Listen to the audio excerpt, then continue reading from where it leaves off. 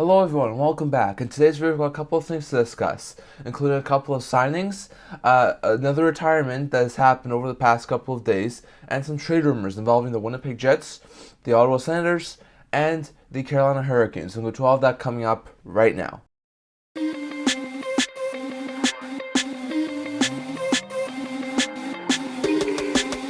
Hello everyone, welcome back to another video here at the N10 Hockey Channel. Now, like usual, I'm going to kick things off today by discussing some signings from over the last few days. We left off talking about the signings that happened back on July 6th. There's been enough signings here that we should be able to get up to the signings that happened as early as yesterday. So, going over all the signings that have happened up to this point, the LA Kings have signed Tobias Bjornfot to a two-way league minimum deal. Solid deal in my opinion. Bjornfot, I think, has the makings of a solid third-pair defenseman. Bjornfot looks like a really good defender. I think in time he should be a solid, more defensive third-pair defenseman. The Kings do have a little bit of a weaker blue line after their off-season moves, so I could even see him get a third-pair role this year. So it would be interesting to see, but I think a league minimum deal for the next couple of years is really, really good for Bjornfot. On top of that, the Arizona Coyotes signed forward Nathan Smith to a one-year league minimum deal. Once again, another solid signing. They picked up Nathan Smith not last year, but the year before his trade deadline from the Winnipeg Jets in exchange for taking on Brian Lill's contract.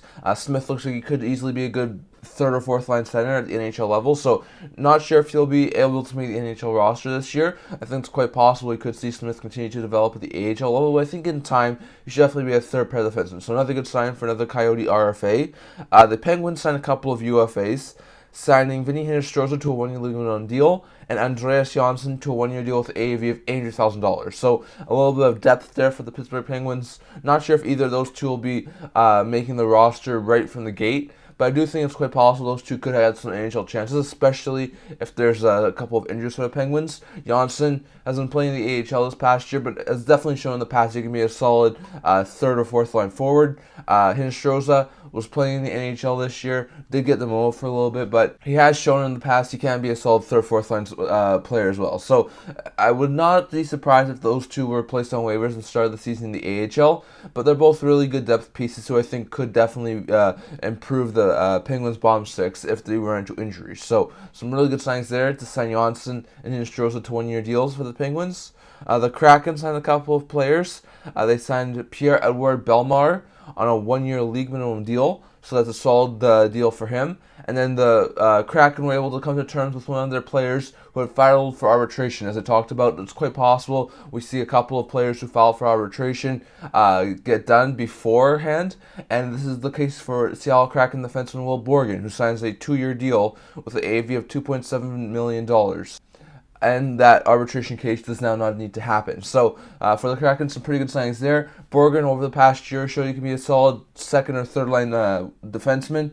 He can be really stabilizing force down the back end. So I could see him, if the Kraken don't make any more upgrades throughout the season, be the second pair defenseman again next year, just like he did last past year with Oleksiak.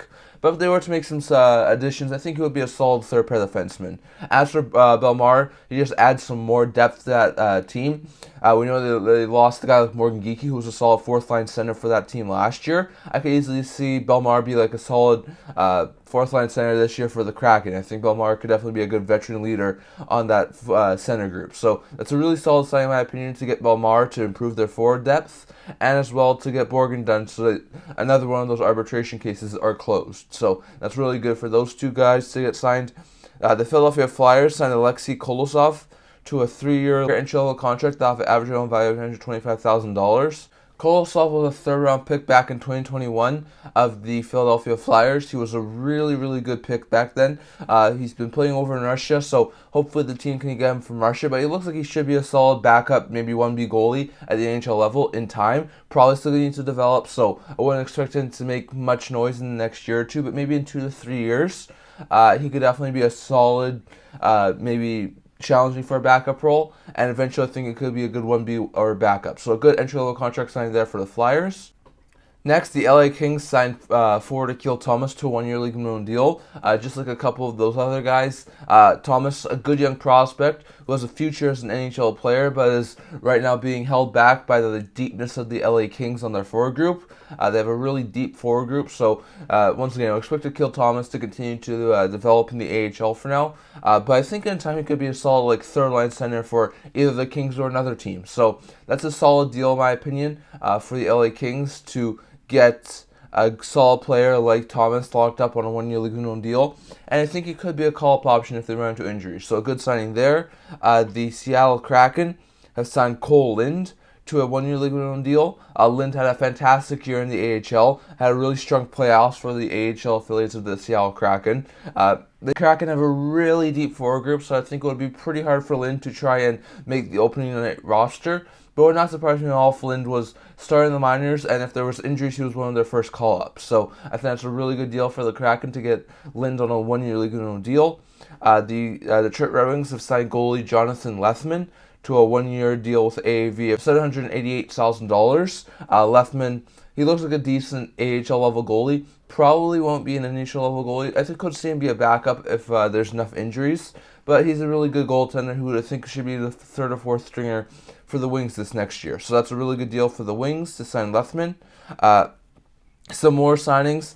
The Canucks signed Nils Höglander to a 2-year deal with AAV of $1.1 million. Höglander really was flip-flop between the AHL and NHL last year, but I think he could easily be a solid NHL player this year. He's a really good playmaker who I think could definitely do wonders with the Vancouver Canucks in their middle six. So that's a really good sign there for the Canucks. And I think if he can definitely work out a top 9 role, he should definitely be a solid NHLer this year. The Seattle Kraken signed Cale Fleury to a 2-year deal with the AAV of $800,000. Now, just like Borgen, Fleury was the guy who filed for arbitration, and his arbitration case has now been done. So that's a huge win for the Kraken to get another guy done. The only player left for the Kraken who still has all arbitration is top-end defender Vince Dunn. So it's going to be interesting to see how they get Dunn's contract done. But they are able to get Fleury. Fleury, 2 years, $800,000, I think was pretty good. He was basically the team's 7th defenseman for most of last year. I would expect him, as long as they don't make it too many more moves,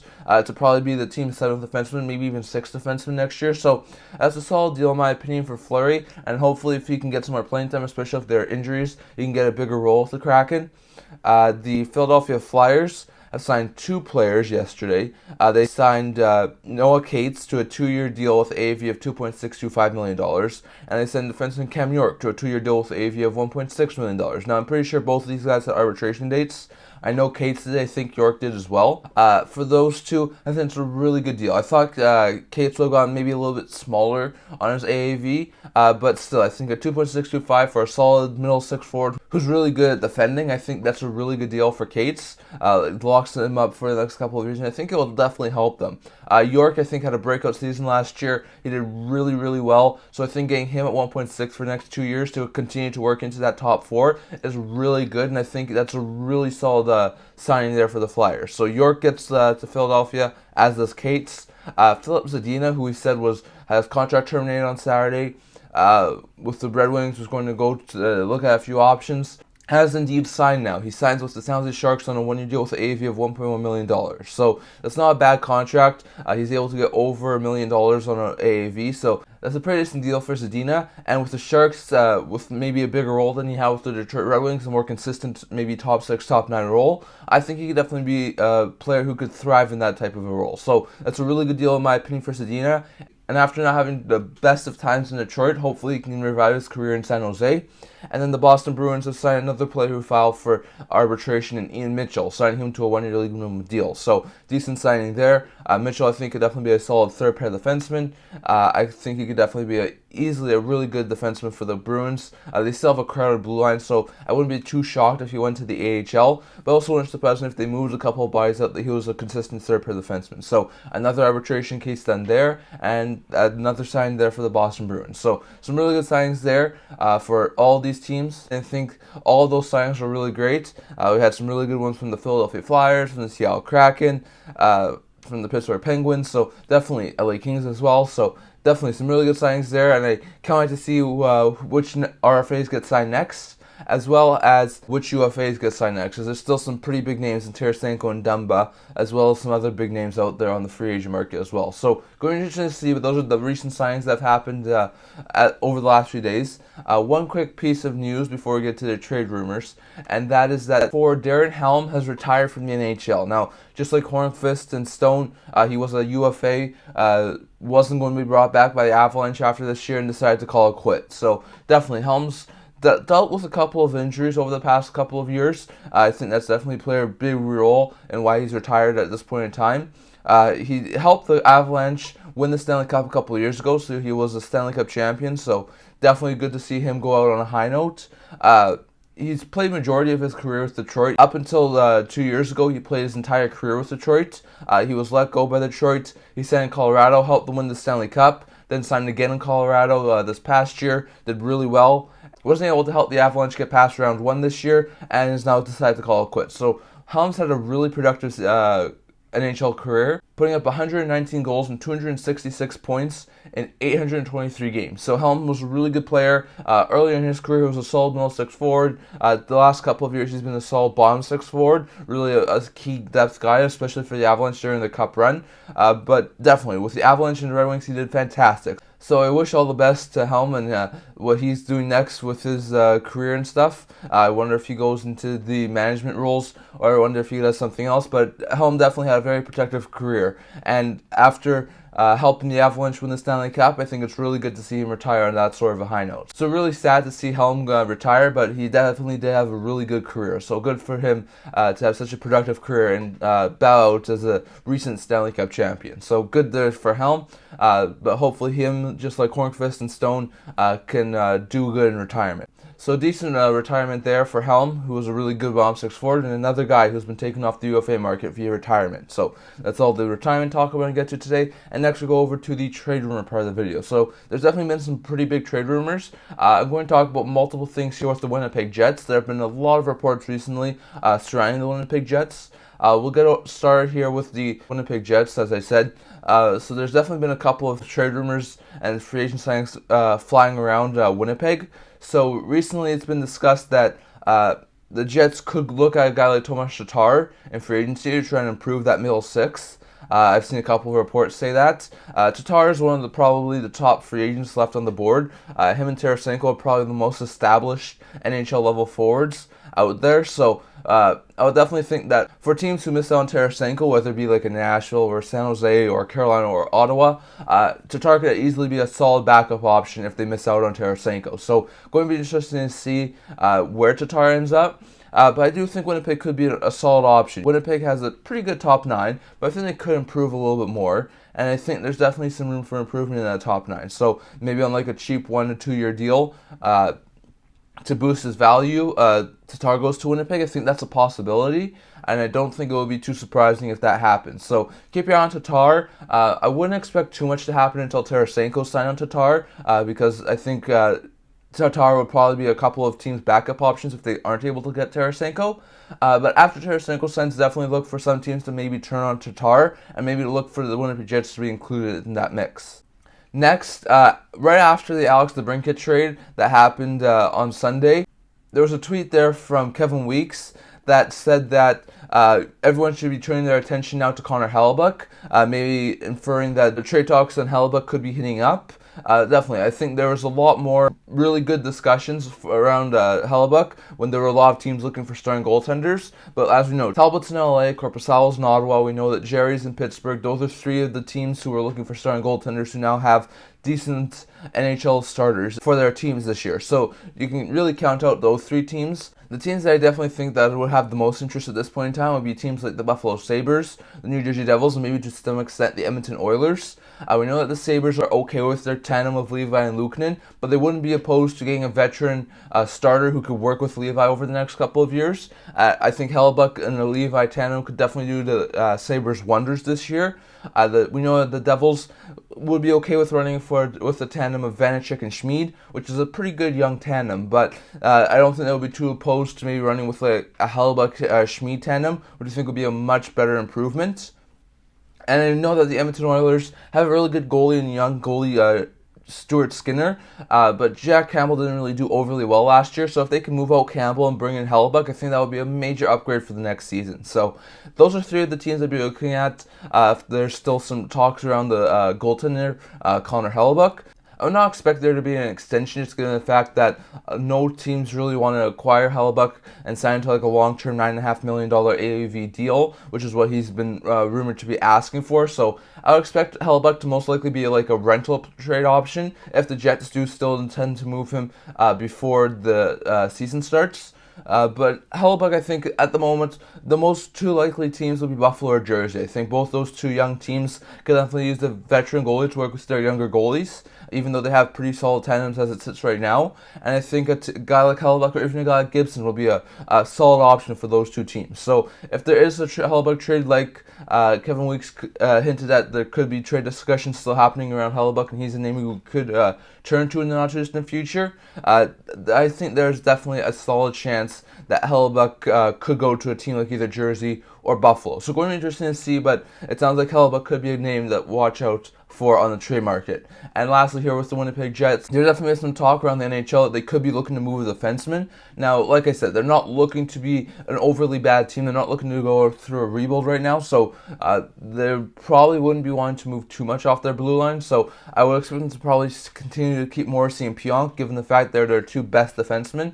But there's definitely some other options I think they could look to move. There's definitely a lot of speculation last year throughout the season that Ville Heinola wanted to move out because he wasn't being given enough playing time at the NHL level. And I think they really do need to clear enough roster space off the NHL level so that they can give Heinola a regular NHL role this upcoming season. So I would definitely think that there's a couple of options. There's a lot of talk around the NHL right now that they could be looking to move a guy like Nate Schmidt, who has a couple of years left over a $5 million cap hit. He's a solid defender, but I think he is a little bit overpaid, as they think he's more of a third pair defenseman. It does sound like the Jets could move him to a team like the Ducks for a return. As the Ducks do have a need for a defenseman, but I'm not sure exactly what the Jets would want in return, so not sure if that's the best way to go. I could see them also move a guy like Brendan Dillon or Dylan DeMello. Both guys are entering the final year of their deals. Dillon has just under a $4 million cap hit, while DeMello has an even $3 million cap hit. So it wouldn't be too much to move, and it would definitely free up enough role for Heinola. Another guy who I could see be moved is Logan Stanley. He's currently an RFA for the Jets right now. There was some talk around the trade line that he had been asking for a trade, and that he wanted a fresh start with his playing time not the best in Winnipeg. So he could be another guy who I could see move. So definitely there's some interesting options. I know Schmidt has been the name who has been mentioned the most in the past little while, but I could definitely see a guy like either a Dillon or a DeMello or a Stanley also be considered for trade. So definitely some interesting names out there for the Jets as well. But I think on the defensive end, I think they have to move at least one of Schmidt, Dillon, DeMello, or Stanley. I think they have to move at least one, if not two, to try and free up some roster space and some cap space so that they can get Heinola onto the NHL roster this upcoming season. It sounds like Hellebuyck trade talk is still ongoing, and they could wind up leading to a trade for Hellebuyck. And I still think that the Devils or the Sabres would be the most likely options there for him. And on top of those two things, the Jets could be one of the teams interested in Tomas Tatar. So if they are interested in a guy like Tatar, I definitely do think that they could be one of the teams who wind up landing him. So going to be interesting to see, but it sounds like the Jets still want to add to their middle six. They could be looking to do that with Tatar. They may still be considering moving a guy like Hellebuyck. So once again, Jersey, Buffalo, I think are the two most likely teams there. And they probably want to move on from at least one, if not two defensemen. So they could move on from a guy like Dillon or DeMello or Schmidt or Stanley. So going to be interesting to see, but those are some of the recent rumors from the Winnipeg Jets organization. Going over to the Ottawa Senators now, we know that they recently just moved Alex DeBrincat. I have my own video talking about that, so definitely check that out. Just going into in-depth analysis of what happened with the DeBrincat trade, but we know that they moved DeBrincat. They were able to get a solid middle six winger and Dominic Kubalik back in the deal, which I think was a solid addition there. But while Kubalik is a solid addition, he's not going to replace DeBrincat. So there's a lot of people out there who think that as much as the Kubalik addition is really good, they could try and look to bring in another forward who can really help them replace DeBrincat, who can, with Kubalik, could probably replace DeBrincat's production from last year. So I've seen a lot of people link Tarasenko to him. It sounds like the Sens are one of the teams really linked to Tarasenko, who really does want him. I think Tarasenko would be a pretty good fit in like the top 6, playing with maybe a guy like Giroux or Stützle for the Senators. So I think that could be a really good fit. They definitely have to probably free up some cap space to make it work. But I think Tarasenko would be a fantastic addition for the Senators. On top of that, there's also been some recent rumors linking him to a guy like Victor Olofsson from Buffalo. We know Olofsson's a guy who's a trade option from the Buffalo Sabres, and he's a very likely option to be dealt. If not before the season, then maybe during the season as well, as he's entering the final year of his deal. So, Olofsson can put up some goals. Maybe with the Olofsson and Kubalik replacing DeBrincat, they shouldn't be too bad next year. So, they could go after a guy like Olofsson in the trade market. They could go after a guy like Tarasenko in the free agent market. They could go after a guy like Tatar. There could be a couple of other guys on the forward group, some more wingers, like maybe a Adam Henrique or a Lawson Krause, or maybe if he's still available, Jake DeBrusk. There's probably still a couple of names out there who would probably interest Ottawa if it makes sense. So I could definitely see Ottawa look for forward help on the trade market. Maybe look to a guy like Tarasenko or Tatar on the free agent market, but it doesn't really matter which way they look. I think they will definitely try and look to add a middle 6 forward that will help them replace DeBrincat.